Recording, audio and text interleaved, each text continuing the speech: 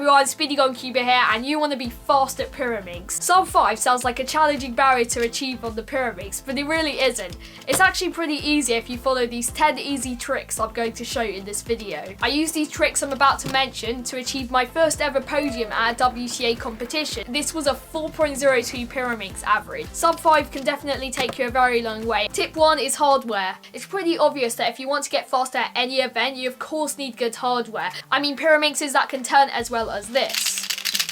What I mean by this is if your Pyraminx can't turn, such as this Shengshao Pyraminx, it's going to be very hard to break the SUB-5 barrier or just get fast in general. So if I were to recommend you a good Pyraminx, it would probably be the Weilong Magnetic, as this Pyraminx is so fast, it's very smooth, I never lock up on it. This Pyra costs £13 on SpeedCubing.org and it gets me faster times than the GAD Enhanced, which is like double the price. This is my favourite Pyraminx and I'll leave a link in the description to it. You can find many other amazing Pyraminxes on SpeedCubing.org. It's the best cubing store. And this Pyraminx gets even cheaper if you use the discount code SpeedyGoneCuber. If you have brilliant hardware, you're on the right track for SUB-5. My second tip is to use the L4E method. This method only consists of 2 steps, which is the first step solving the V and the second step solving the last 4 edges. If you're still using the layer by layer method, now's the time to switch for L4E. So the way the L4E method works is you firstly create a V, like so. We've got a green V over here, and then you can solve the last 4 edges all intuitively. This can be done in a few different ways.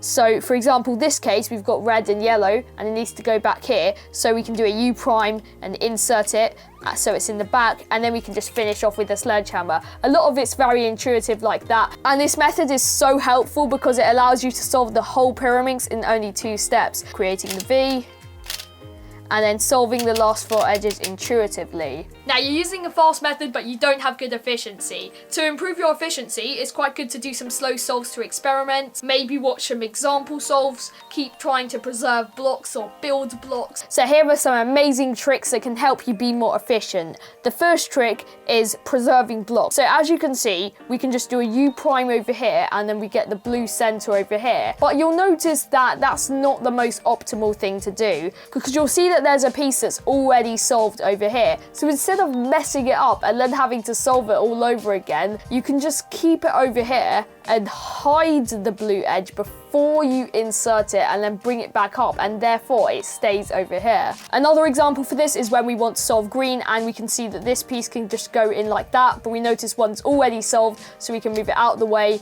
and then insert it and then match it back up. A slightly more complicated example is this one right here. We want to solve green, but we notice that there's 2 blocks to preserve instead of 1. So to do this, you can do it in the exact same way. You just need to hide both the pieces instead of one of them. So we can hide this one and this one, and then match it up and then bring both of them back up. Another case you may encounter is over here where we want to solve red, and we notice that this piece needs to go over to here. Now instead of taking this piece out and then inserting it into here, well, if you just do a U move first, you'll create a block, and then you can use the exact same strategy to hide the block, move it over and bring it back up. You should also focus really clearly about the order in which you're going to solve your pieces. For example, when we want to solve the red over here, we have the option to either solve this piece first or we can solve this center piece first, and it will be much more optimal to just solve this piece first because we'll be preserving this block, otherwise we would have messed it up. This case might not look that obvious, but we're solving blue. What if I told you that there was a way of solving this with only 4 moves? If you look at this carefully, you'll notice these 2 blue pieces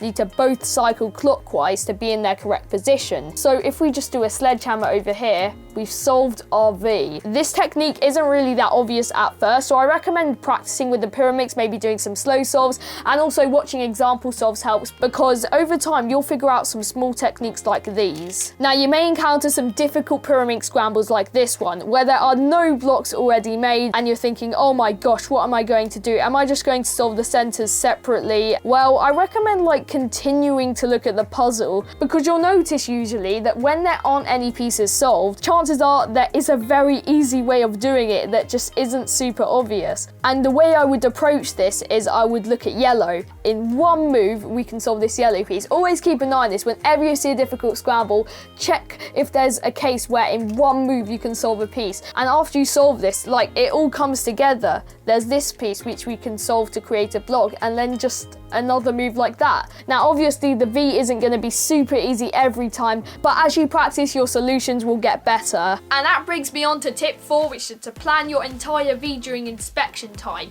Now doing this is so helpful for SUB-5. As long as your V is efficient and you're able to just one look it, then that means you're going to have a pauseless V. Then there's no reason why your V shouldn't be at least sub 2.5 for all your solves. That gives you another 2.5 seconds to solve your last 4 edges case. And if you're already pretty decent at L4E, doing this in under 2 seconds shouldn't be too difficult. So how do you actually do this? Next time you have a scrambled up Pyraminx, I recommend looking at it for as long as you feel like what's necessary to plan your entire V. Now at first this might be like up to a minute, which is totally fine, because as you practice it you'll get better and better. So I've just scrambled up my Pyraminx and I'm going to look at it for as long as I need.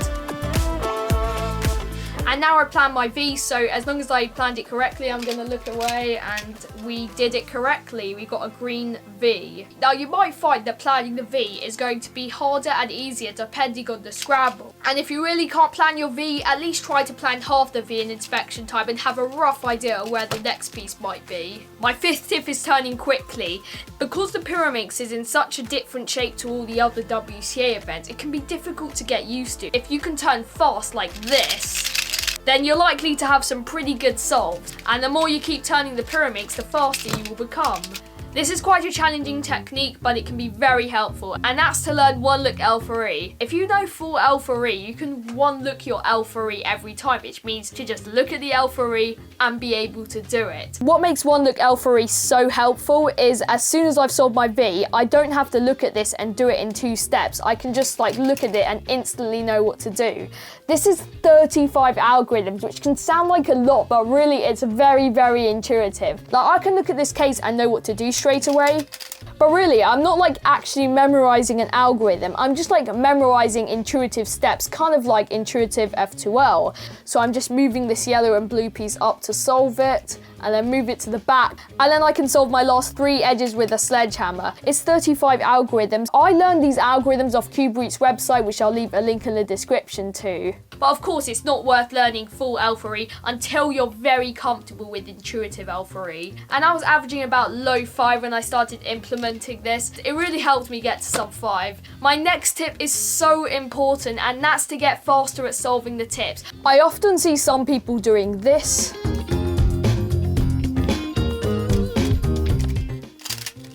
or this.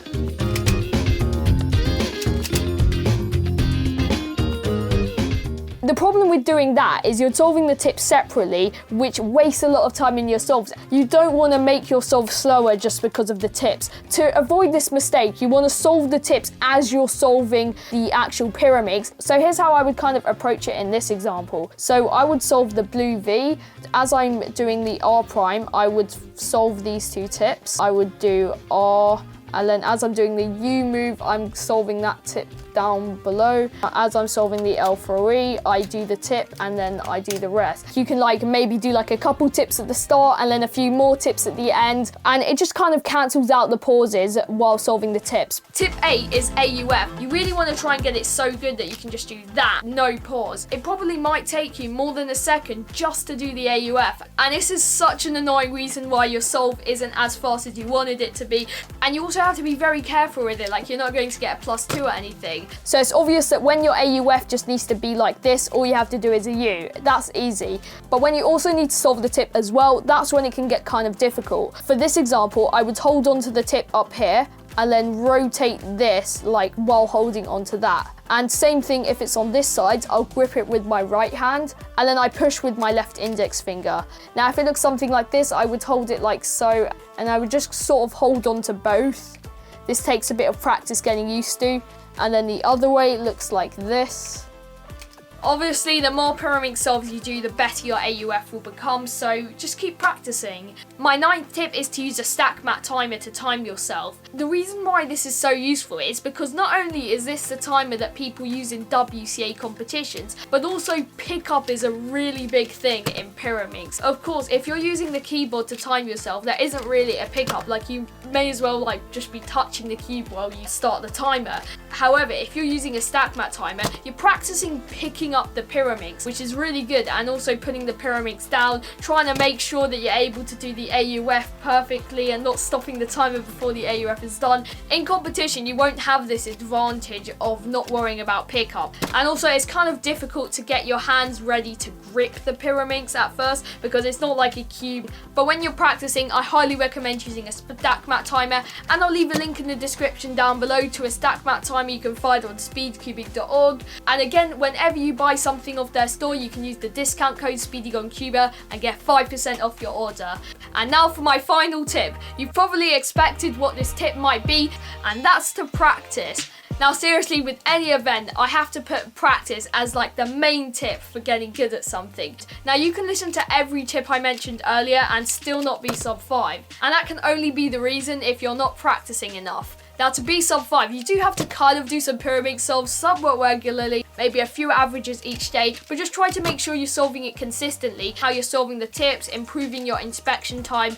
The only way it's going to get better is by practicing. And also when you practice, try to practice deliberately. If you're doing some slow solves, you can have some time to really think about your V solution. Another useful practice drill is by watching example solves from world-class SpeedCubers. I have example solves, but you don't need to watch them. Instead, you should probably watch some example solves from the best Pyraminx solvers in the world, because they often share like the most useful tricks. So a quick summary on this video: make sure you're using good hardware, use the L4E method, be efficient, plan the V during inspection time, turn quickly, one-look the L4E with 35 algorithms, solve the tips very quickly, be smart with your AUF, use a stack mat timer, and practice. If you follow all of these 10 tips, then there's a very high chance that you will be sub 5 on Pyraminx. And also, if you've got any questions about the tips I've mentioned in this video, you can leave them down below and I'll be happy to reply to you. I wish you amazing luck on achieving the sub 5 barrier. Thank you all so much for watching, happy cubing, and have an amazing day.